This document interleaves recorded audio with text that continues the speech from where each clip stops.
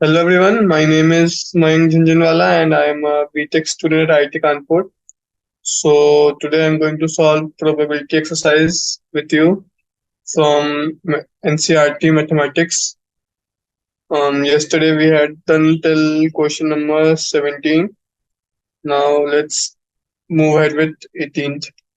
So what's been asked in 18th? In class 11 of a school, 40% of students study mathematics and 30% study biology, 10% of class study both mathematics and biology. If a student is selected random from the class, find the probability that he will be studying mathematics or biology. ठीक है, तो जो दिया है पहले वो लिखते हैं। मैथ्स के लिए क्या दिया हुआ है? मैथ्स के लिए दिया हुआ है probability that student study maths. क्या होगी इसकी? ये दिया हुआ है अपने को 40%। ठीक है, फिर अपने को दिया हुआ है 40% मतलब कितना हो गया? 40% हो गया 0.4। ठीक है, फिर अपने को दिया हुआ बायोलॉजी की। For biology is given to be 30%, so this is equal to 0.3. Then students who study both maths and biology are 10%, तो both कितना है? 10% मतलब 0.1। and then um, अपने से बोला है कि find the students that will be studying maths or biology, तो सेम क्वेश्चन है।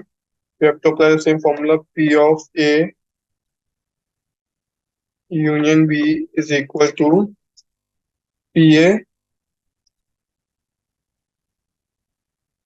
plus PB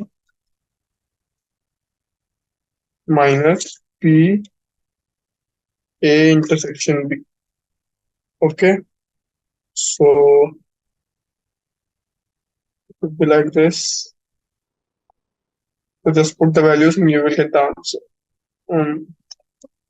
We have to calculate this, let it be x or let it be equal to PA, which is for maths that is 0.4, plus PB, which is for biology it is 0.3, and minus for both it is 0.1. So the answer would be 0.6. Okay, so these are the percentage of more than 60%. So 60% students are those who study either maths or biology. Okay, then it was an easy question, I think so. Then let's move to next question, question number 19. In an entrance test that is graded on the basis of in entrance test that is graded on the basis of two examinations, the probability of a randomly chosen student passing the first examination is 0.8, second is 0.7. The probability of passing at least one of them is 0.95. Then what is the probability of passing both? Okay, तो अपने को बोला है कि दोनों की probability दी है और अपने को बोला है कि एटलीस्ट एक में उसकी प्रोबेबिलिटी दी है। तो पहले जो दिया है वही लिखते हैं। सबसे पहले पी ए अपने को कितना दिया हुआ है? पी ए अपने को दिया हुआ है मतलब एक फर्स्ट में पास होने की प्रोबेबिलिटी दी हुई है 0.8। देन पी बी कितना दिया हुआ है? P B is given to us as 0.7। Then for at least one of them, so at least one of them is nothing but P A union B. मतलब मैं समझाता हूँ इसका। P A union B, let me draw the union first. So we have given P A union B to be equal to 0.95. So how it is P A union B? Because it is saying the probability of passing at least one of them. At least one of them से क्या पता चलता है? At least मतलब हो सकता है उसने दोनों भी कर लिए हो सकता है सिर्फ एक ही किया हो। तो ये मैंने आपको बताया था कि ये हमेशा ए यूनियन बी में आएगा। ए यूनियन बी में ए वाले भी आते हैं, बी वाले भी आते हैं, मतलब ए और बी वाले दोनों आते हैं, मतलब जो ए में भी और बी में भी हो। उसने बोला at least one of them, A union B में दोनों ही आ जाएंगे। ऑब्वियस बात है, एटलीस्ट मतलब वो दोनों दोनों के लिए हो जाएगा। और जब भी कभी ऐसे लिखा होगा कि the probability of at least one of something, मतलब ऐसा कभी दिया हुआ क्वेश्चन में that the probability of doing something is at least this much, तो वो एटलीस्ट वाले जब भी बात हो रही है तो वो यूनियन की बात कर रहे होते हैं। तो इस केस में अपने को बस ए यूनियन भी दिया हुआ है, पी ए दिया हुआ है, पी भी दिया हुआ है, अपने को ए इंटरसेक्शन भी निकालना है। So again same formula, P A union B is equal to P A plus P B minus P of A intersection B, A intersection B. ठीक है, तो let us write down this way, a union b and a intersection b। ठीक है, तो अब क्या करेंगे इसमें, we have to just put the values and we will get our answer। ठीक है, so let's write down, it is given to us as 0.95 is equal to pa is 0.8 plus 0.7 minus, let it be x, so x is equal to 0.8 plus 0.7, it is 0.8 actually, minus 0.95. So this will come out to be 0.55. Okay. So this is the answer for probability of passing both examinations. This is nothing but this is probability, sorry, of passing both exams. ठीक है, तो इस तरीके से question number 23 19 भी हो गया। Now let's move to question number 20। So in question number 20 it is given thus that the probability that the student will pass the final exam in both English and Hindi is 0.5। Okay, तो अपने को क्या दिया हुआ है सबसे लिखते हैं, पी इंग्लिश और हिंदी दोनों में पास कर रहा है, तो वो इंटरसेक्शन दिया हुआ है बेसिकली, क्योंकि लिखा है कि दोनों में पास कर रहा है, मतलब फिर दोनों होने चाहिए। जब एटलीस्ट दिया हुआ तो अपन लोग लेंगे यूनियन, और जब लिखा हुआ कि बोथ तो अपन लोग लेंगे इंटरसेक्शन, क्योंकि अपने को दोनों चीज चाहिए। मतलब वो वाला केस है जिसमें दोनों इंटरसेक्ट करनी चाहिए। इंटरसेक्ट मतलब इंग्लिश में भी पास करे और हिंदी में भी पास करे। ठीक है, सो it would be something like PE intersection H, that is given to us as 0.5, then it is saying probability of passing neither of them, neither of them मतलब एक कोई पास नहीं कर रहा, तो वापस वही चीज दी हुई है, बस इस बार अपने को दोनों का बार दिया हुआ है, मतलब E बार इंटरसेक्शन इंटरसेक्शन H बार। क्यों, क्योंकि बार इसलिए दिया हुआ है क्योंकि अपने को बोला है कि वो दोनों में पास नहीं करा, दोनों में पास नहीं करा मतलब ई में भी फेल हो रहा है, एच में भी फेल हो रहा है, दोनों का बार हो गया, और दोनों का अपने को इंटरसेक्शन लेना है, क्योंकि अपने को बोला है कि दोनों में फेल हुआ है वो। तो ये कितना दिया हुआ है अपने को, ये दिया हुआ है 0.1। ठीक है, तो फिर क्या होगा, अब अपने को चाहिए probability of passing in English भी दिया हुआ है, तो अपने को दिया हुआ है पीई, कितना दिया हुआ है ये, पी अपने को दिया हुआ है 0.75। ठीक है, अभी मैंने आपको कल एक फॉर्मूला बताया डी मॉर्गन वाला कि मैं ये पीई बार इंटरसेक्शन एच बार को क्या लिख सकता हूँ, इसको लिख सकता हूँ 1 - पी ई यूनियन एच, ये मैंने आपको कल बताया था, ये फॉर्मूला होता है 1 - पी ई यूनियन एच। मैंने आपको बताया था कि पी ई बार इंटरसेक्शन एच बार को मैं ऐसे लिख सकता हूँ डी मॉर्गन लगा के, तो ये अपने को दिया हुआ है 0.1। तो यहाँ से मैं निकाल लूंगा P E intersection U H, तो इसको कॉपी पेस्ट करता हूँ। अच्छा ये कॉपी पेस्ट नहीं हुआ था, तो हो जाएगा 0.1, actually 1 - 0.1, 1 - 0.1 that is equal to 0.9। ठीक है, तो यहाँ पे मैं वो बना देता हूँ, तो यहाँ से अपने को पीई यूनियन एच मिल गया, पीई इंटरसेक्शन एच दिया हुआ था, अपने पी निकाल लिया, अपने को बस अब एक चीज लगानी है formula, and we can easily get the value of pH। Okay, so let me write it down, PE union H, तो यूनियन में और लिखता हूँ, एक काम करता हूँ, यूनियन सेम एज और, PE और H is equal to PE plus PH minus P E and H. Okay, so from here this is 0.9 is equal to 0.75 plus P of H minus PE and H is given to us as 0.5. Okay, so from here I can say P of H is equal to 0.9 minus 0.75 plus 0.5. So this will come to be something approx 0.65. So this is my final answer. Okay, so this is question number 20. Now let's move to last question, question number 21. Then we will move to next exercise. So what is given in question number 21? It is given in a class of 60 students, 30 opted for NCC, 32 opted for NSS, and 24 opted for both NCC and NSS. Then if one of these students selected random, find the probability that the student opted for NCC or NSS. Okay, तो जो दिया है वो लिखते हैं. Total कितने हैं? Total हैं 60. ठीक है, फिर एनसीसी के कितने हैं? 30. एनसीसी के हैं 30. एनएसएस के हैं 32. एनएसएस के लिए है 32. देन दोनों के लिए, बोथ के लिए कितने हैं? बोथ के लिए है 24.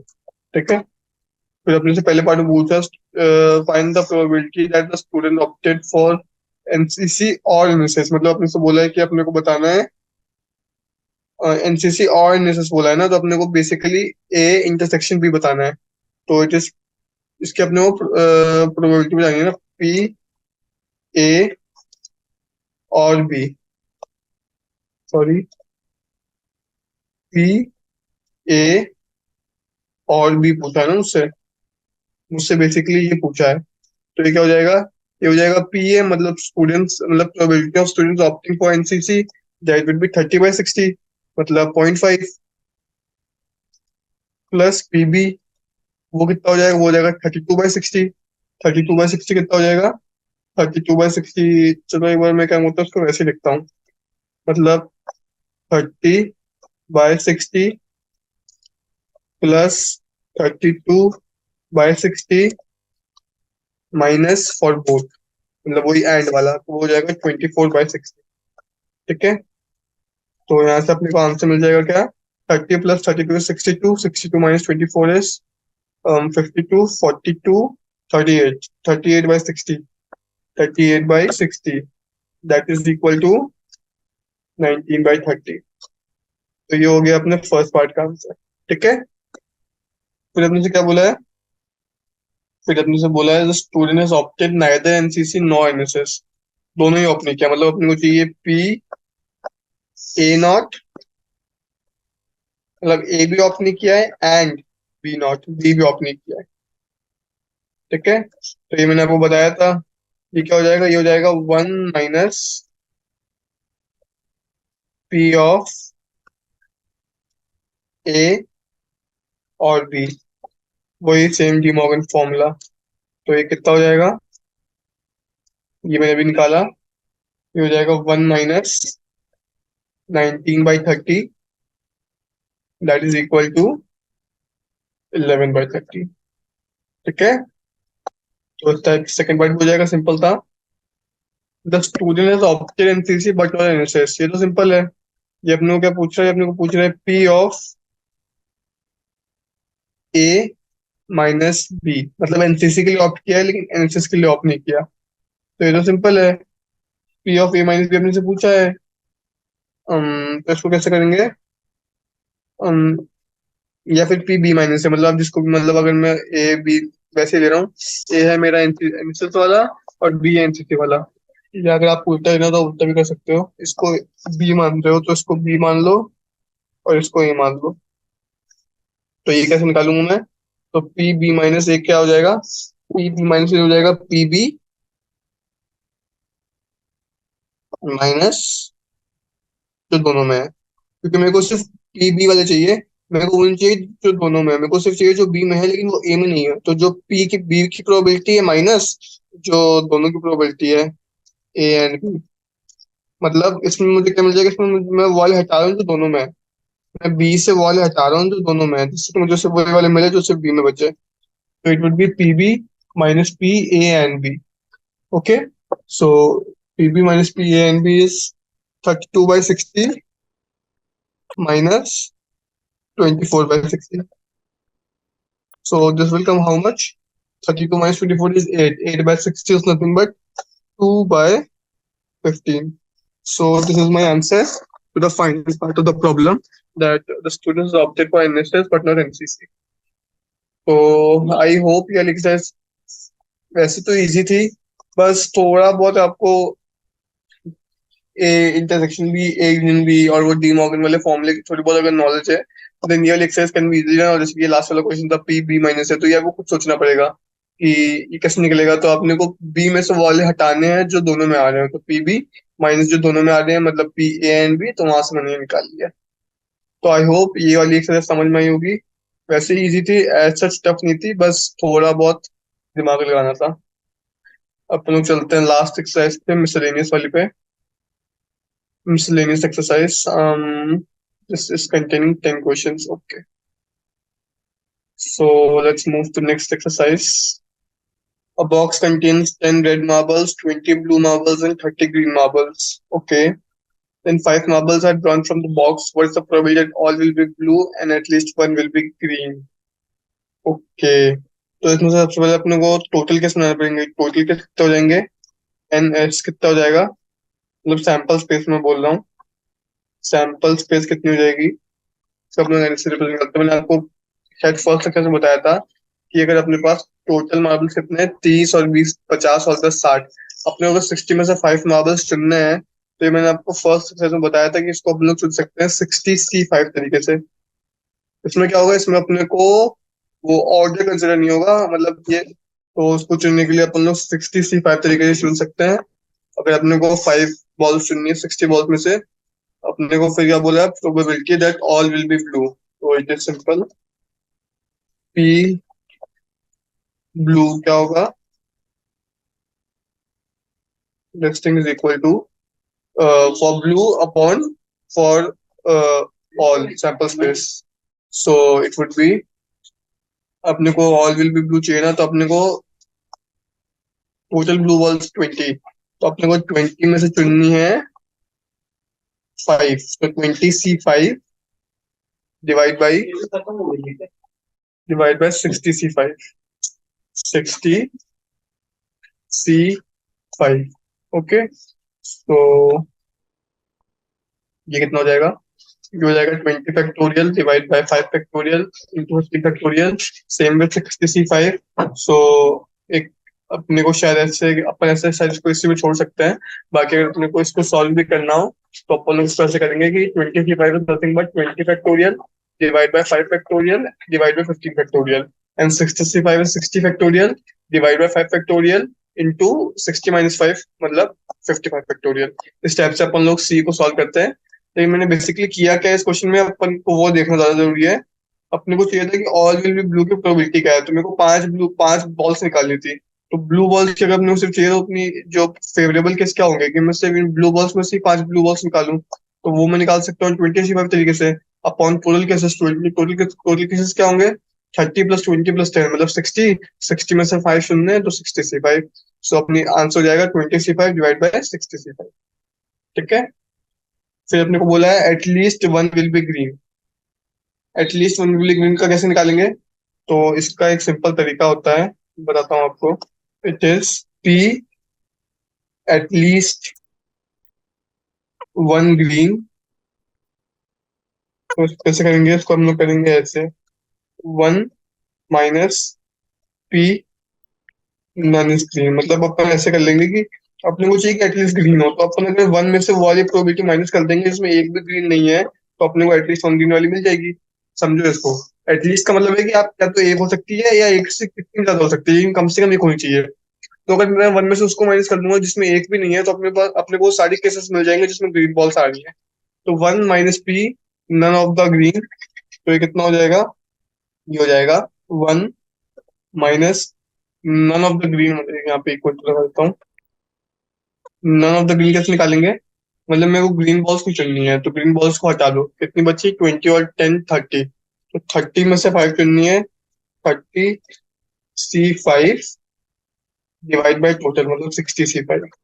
ठीक है, तो 1 - 30C5 अपॉन 60C5, ये मेरा आंसर होगा। आई होप समझ में आ गया होगा। और चलिए, सिंपल था।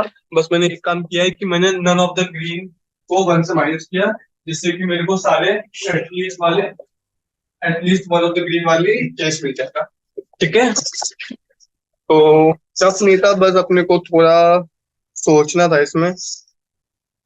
बाकी तो आई होप इजी था ये। फिर आगे चलते हैं क्वेश्चन नंबर 2 पे। क्या बोला है इसमें? इसमें बोला है 4 cards are drawn from a well shuffled pack of 52 cards। तो पहले तो सैंपल स्पेस लिखते हैं। सैंपल स्पेस क्या होगी? अपने को 52 में से 4 पत्ते चुनने, कैसे चुन सकते हैं? अगेन वही 52C4 तरीके से। ठीक है, फिर मुझे बोला है what is the probability of obtaining 3 diamonds and 1 spade. तो टोटल डायमंड कितने होते हैं? मैंने आपको उस दिन बताया था। वैसे तो टोटल डायमंड 13 होते हैं। टोटल डायमंड्स कितने होते हैं? 13। ठीक है, और एंड 1 स्पेड। और टोटल स्पेड्स कितने होते हैं? 4। टोटल स्पेड्स कितने होते हैं? 4। ठीक है, तो यहाँ डायमंड्स हो गए, स्पेड हो गए। अब अपने को बोला है कि what is the probability of obtaining 3 diamonds and 1 spade. तो 3 डायमंड्स निकालने की प्रोबेबिलिटी क्या होगी? फॉर डायमंड्स अपने को 13 में से 3 चुनने हैं। ये अपने फेवरेबल केस हो जाएंगे, 13C3। और एस निकालने के लिए क्या होगी? एस निकालने के लिए हो जाएगा एस। अच्छा, एस बोला है क्या? स्पेड बोला है क्या? तो मैंने एस समझ गया। स्पेड भी 13 होते हैं। सिमिलरली वैसे स्पेड के लिए भी इतना हो जाएगा। स्पेड के लिए भी 13C1, क्योंकि अपने को स्पेड एक ही निकालना है। तो अपने पास प्रोबेबिलिटी कितनी हो जाएगी? तो probability is equal to 13C3 for diamonds multiplied by 13C1 for spades divide by total, मतलब 52C4। ठीक है, मैंने मल्टीप्लाई क्यों किया? क्योंकि मेरे को दोनों चाहिए। मेरे को डायमंड भी चाहिए, स्पेड भी चाहिए। अगर मेरे को और बोला होता तो फिर मैं ऐड करता, लेकिन मेरे को बोला है 3 डायमंड्स एंड 1 स्पेड। क्योंकि एंड बोला तो मैंने मल्टीप्लाई किया है।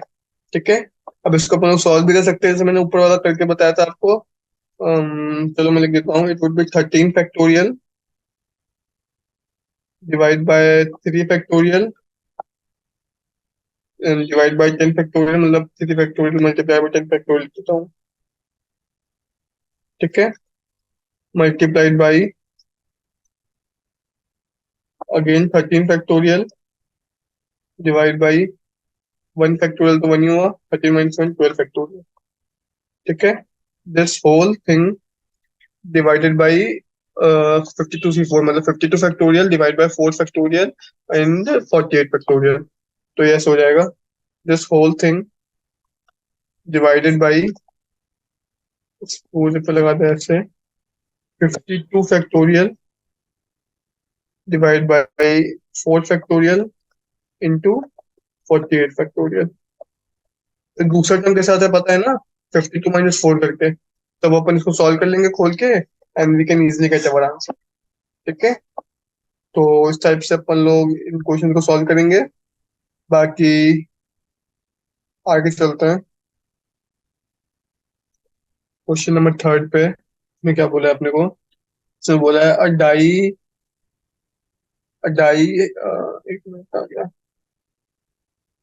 A die has 2 faces, each with number 1, 3 faces each with number 2, and 1 face with number 3. If the die is rolled once, determine P2।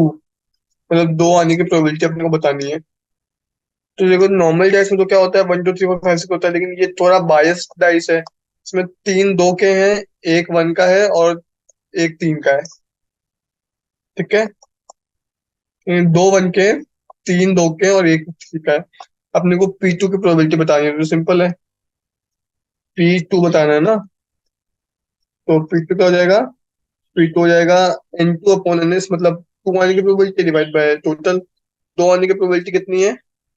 दो कितनी फेस है? 3 फेस है, तो 2 आने की प्रोबेबिलिटी हो गई 3 डिवाइड बाय टोटल 6। तो ये कितना हो गया? ये तो हो गया हाफ। सिंपल, जैसे अपन लोग फर्स्ट वाले एक्सरसाइज में करे थे वैसे अपन ने किया। फिर अपने को क्या बोला है? फिर अपने को बोला है P1 और 3। तो ये क्या हो जाएगा? ये वापस वैसे ही निकलेगा अपना, कि अपना एक भी आ सकता है या फिर 3 भी आ सकता है। तो हाउ कैन डू दिस? हम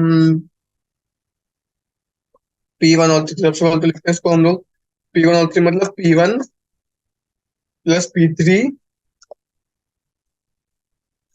माइनस P इंटरसेक्शन 1 3। लेकिन P1 इंटरसेक्शन 3, लेकिन 1 और 3 कभी इंटरसेक्ट कर ही नहीं सकते, मतलब ऐसा हो ही नहीं सकता कि 1 भी आ रहा हो 3 भी आ रहा हो।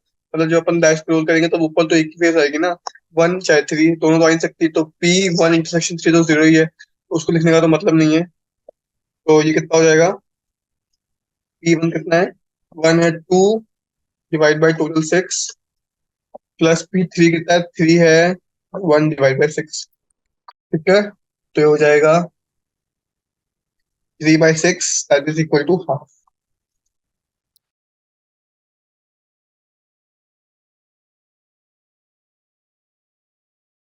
So, NS is 10,000 C1, NA is 9,990 C1.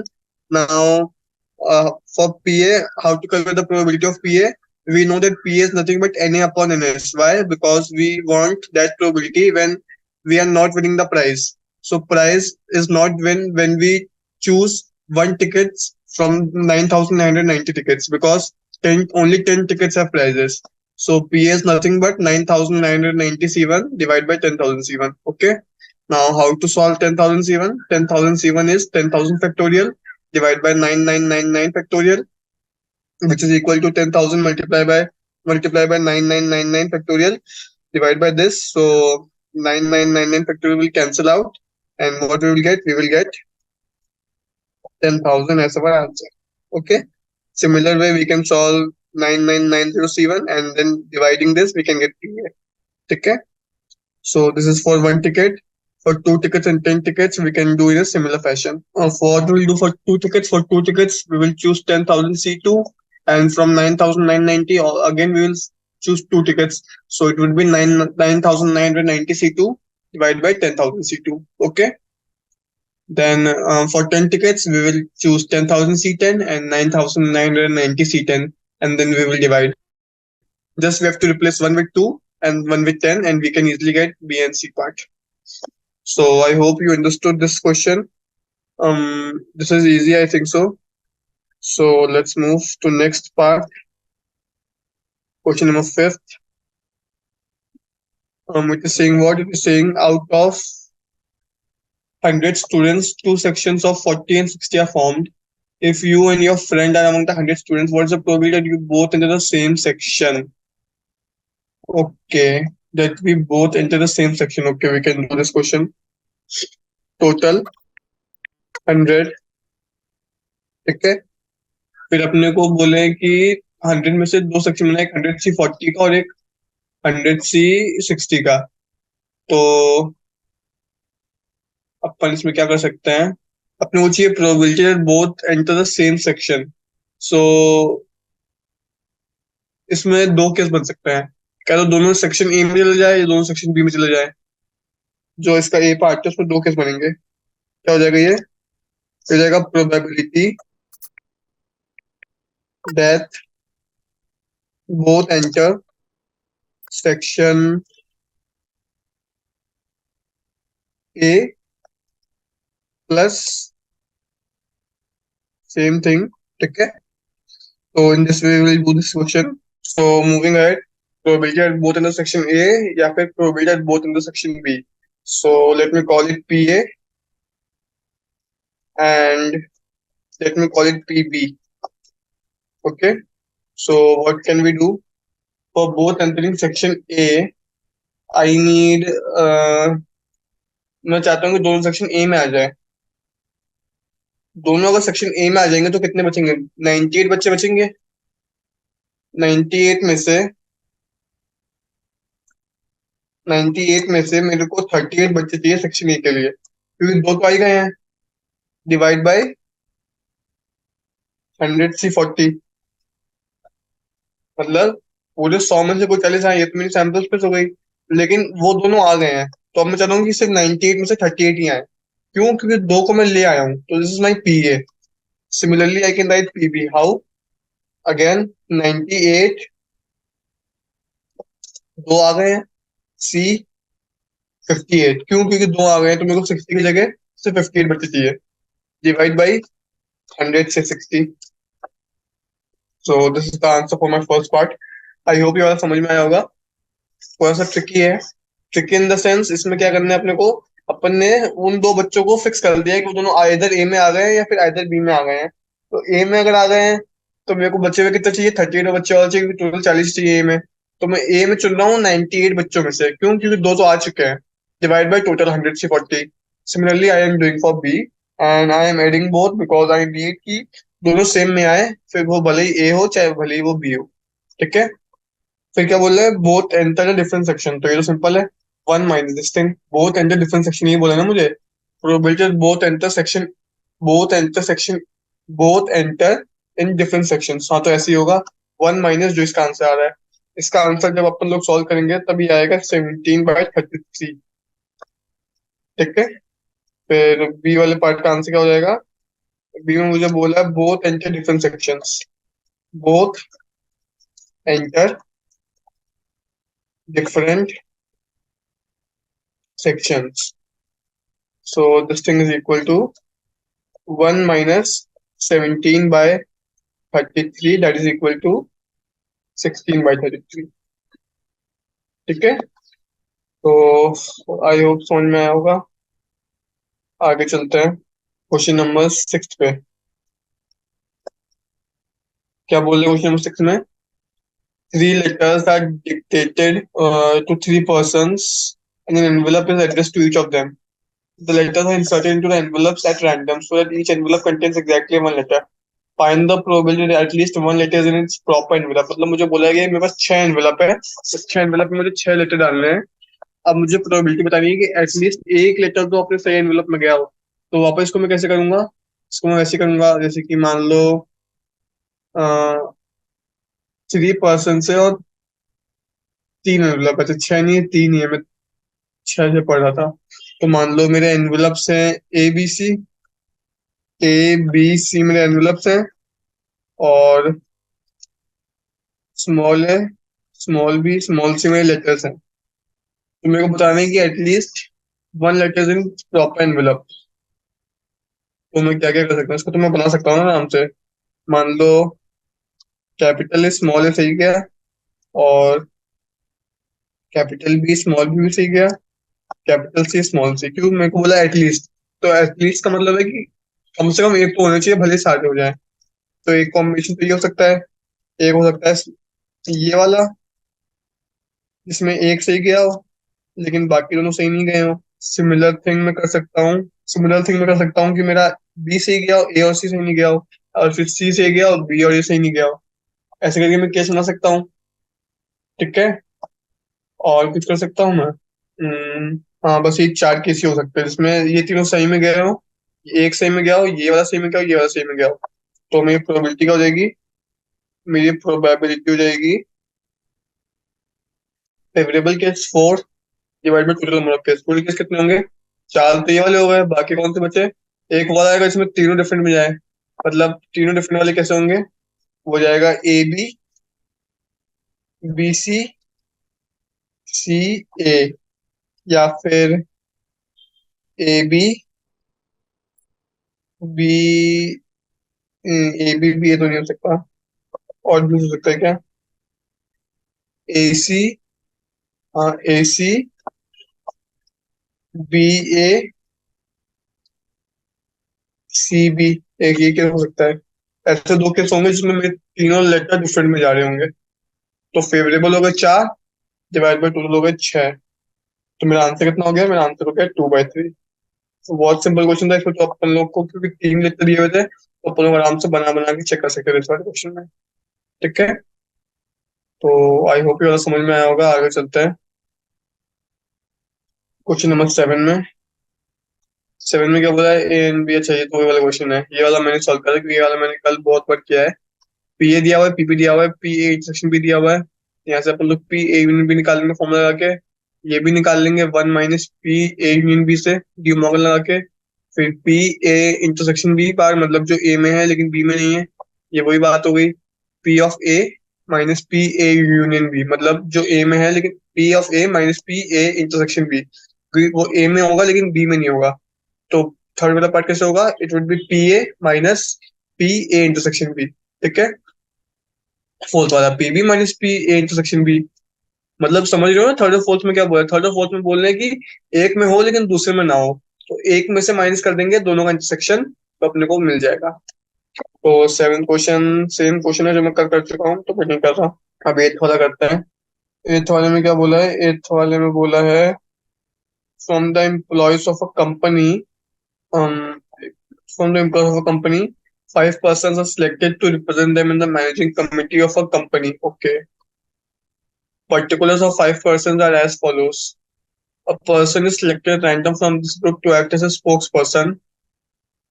What is the probability this spokesperson will be either male of over 30 years, male और over 35 years? मतलब मेरे को दो चीज दी हुई है, क्या तो वो 35 years से ज्यादा हो या फिर वो मेल हो, उसकी प्रोबेबिलिटी क्या है मुझे ये बताना है। तो सिंपल है ये भी। कैसे करेंगे इसको, देखो इसको कैसे करेंगे। टोटल पर्सन तो 5 है, तो स्पोक्स पर्सन चुनने के लिए टोटल केस कितने हो जाएंगे, 5। तो अपना एनएस तो हो गया 5। फिर मुझे बोला है कि ए हो, क्या तो वो मेल हो, क्या तो 35 ईयर्स से अबव हो। पहले निकालता हूँ मैं एन मेल का, मतलब पी मेल का, मतलब अगर वो मेल है उसकी प्रोबेबिलिटी क्या है, उसकी क्या हो जाएगी, उसकी हो जाएगी कि 3 मेल है ना, तो उसकी हो जाएगी 3/5।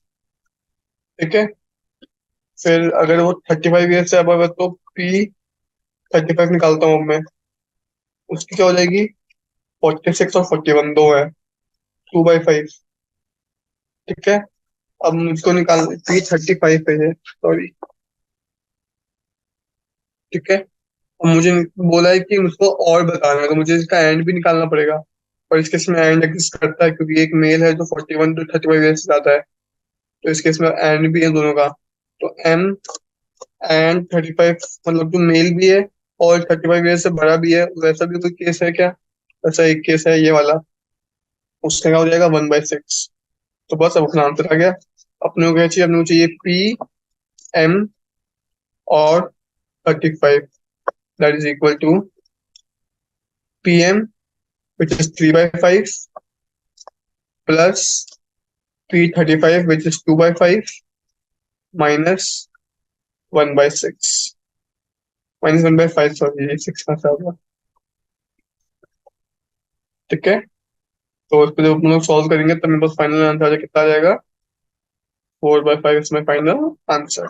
समझ में आया ना, थोड़ा इंपॉर्टेंट क्वेश्चन था क्योंकि इसमें एंड वाला कॉम्पोनेंट भी अपने कंसिडर करना था, जो हम लोग कभी कभी भूल जाते हैं। सो बाकी क्वेश्चन इजी था, अच्छा क्वेश्चन था ये वाला।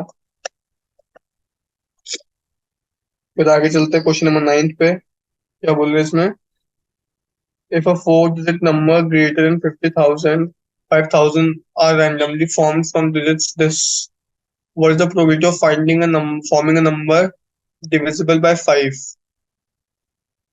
ओके। पहली बात तो 5,000 से बड़ा है, तो पहला नंबर क्या, तो 5 हो सकता है। बाकी 3 नंबर चुन लो अपने मन से। ठीक है, या फिर पहला नंबर 7 हो सकता है। बाकी 3 नंबर अगेन चुन लो अपने मन से। ठीक है, फिर मुझे बोला है कि पहले वाले केस में दे देता रिपीटेड, मतलब repetition is allowed and it is divisible by 5। Divisible by 5 तो दो ही केस में हो सकता है, अब क्या तो आखिरी में 5 आए या फिर आखिरी में 0 आए। है ना? दो ही केस पॉसिबल है। तो पहले तो देखो यहाँ पे टोटल केस कितने होंगे। टोटल केस होंगे कि पहले पहले पे 5 हो, बाकी तीनों पे कुछ भी हो जाए। ये हो जाएगा ना। ये नंबर के अपनी सैंपल स्पेस क्या, सैंपल स्पेस सारे नंबर है जो 50,000 से जो 5,000 से बने हैं।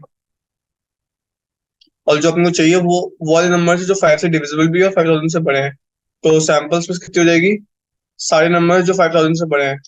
तो इस जगह को मैं कितने तरीके से भर सकता हूँ? इस जगह को मैं भर सकता हूँ एक दो तीन चार पांच तरीके से। इसको भी पांच तरीके से, इसको भी पांच तरीके से। तो यहाँ से कितने आएगा टोटल? 5 × 5 × 5। ठीक है। तो ये हो गए 125 वेज, तो यहाँ से हो गए। सिमिलर वे में यहाँ पे भी वैसे ही होगा। तो 125 वेज यहाँ से हो गए। तो एन एच कितना हो गया? एन एच कितना हो गया? एन एच हो गया 125 प्लस 125 मतलब 250। ठीक है। ये तो हो गया अपने टोटल नंबर ऑफ केसेस, क्योंकि यहाँ पे मैं चुन सकता हूँ पांच तरीके से, यहाँ पे भी पांच, यहाँ पे भी पांच, क्यों? क्योंकि रेपिटेशन अलाउड है। उसके बाद अब अपने को चाहिए कि जो अपने को फेवरेबल केस है वो निकालना है। फेवरेबल केस दो ही हो सकते हैं, क्या तो यहाँ पे 5 हो, क्या तो यहाँ पे 0। सेम इधर भी। तो उस केस में क्या होगा? फेवरेबल में 5 वाले केस में हो जाएगा 5 × 5 इंटू लास्ट प्लेस पे से 5 और 0 ही आ सकता है, तो सिर्फ दो। तो हो जाएगा 25 × 2 50। Same same for 7। Same for 7।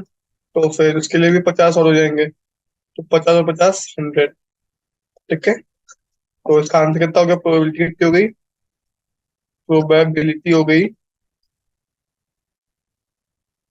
100/250। Simple. But एक मिनट, लेकिन इसमें एक केस ऐसा भी होगा जिसमें अपन लोग 5,000 ले लेंगे। अपने को चाहिए नंबर्स ग्रेटर देन 5,000, तो मेरे को वाला एक हटाना पड़ेगा।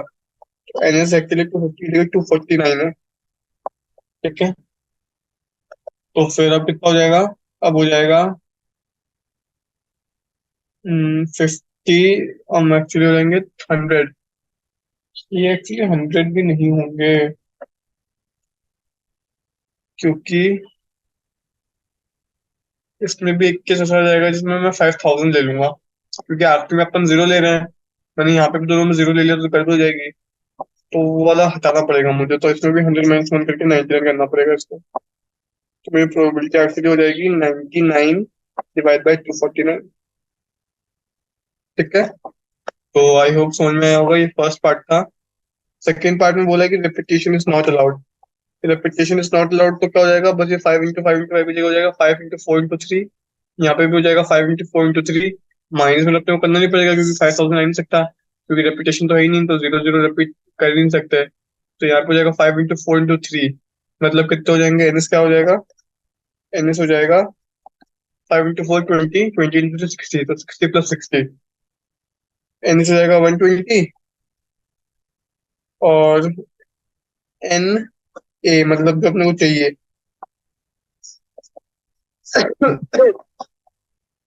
सॉरी, एन ए कितना हो जाएगा? एन ए हो जाएगा जो अपने को चाहिए, मतलब जो फेवरेबल है। तो फेवरेबल कितने हो जाएंगे? फेवरेबल हो जाएंगे जिसमें अपने को वो डिविजिबल बाय 5 हो जाए, वो आ जाएंगे फेवरेबल केसेस। तो उस केस में अपन क्या कर सकते हैं? और ये एक्चुअली एक मिनट, यहाँ पे 5 और 7 भी आ चुका है ना, तो ये 5 × 4 × 3 भी नहीं होगा। ये 4 × 3 × 2 होगा, क्योंकि 5 तो आ ही चुका है ना। तो मैं पांच में से नहीं चुन सकता, मैं चार ही में से चुन सकता हूँ। तो एक्चुअली में 4 × 3 × 2 होगा। 24 + 24 48 आएगा यहाँ पे। उसके बाद अब मुझे चाहिए कि हम मेरा नंबर 5 से डिविजिबल हो। तो यहाँ पे मैं 5 तो ले नहीं सकता, क्योंकि 5 और 5 सेम हो जाएंगे। तो 5 के साथ मैं यहाँ पे ले सकता हूँ 0। बीच में मुझे दो नंबर, उन दो नंबर को मैं चुन सकता हूँ कितने तरीकों से? दो नंबर गए, 5 और 0 गए, पांच में से सिर्फ तीन नंबर बचे। तो मैं बीच वाले दो नंबर को चुन सकता हूँ 3 × 2 6 तरीकों से। तो एन हो जाएगा 6। प्लस 7 के लिए मैं यहाँ पे चुन सकता हूँ क्या, तो 5 या फिर 0।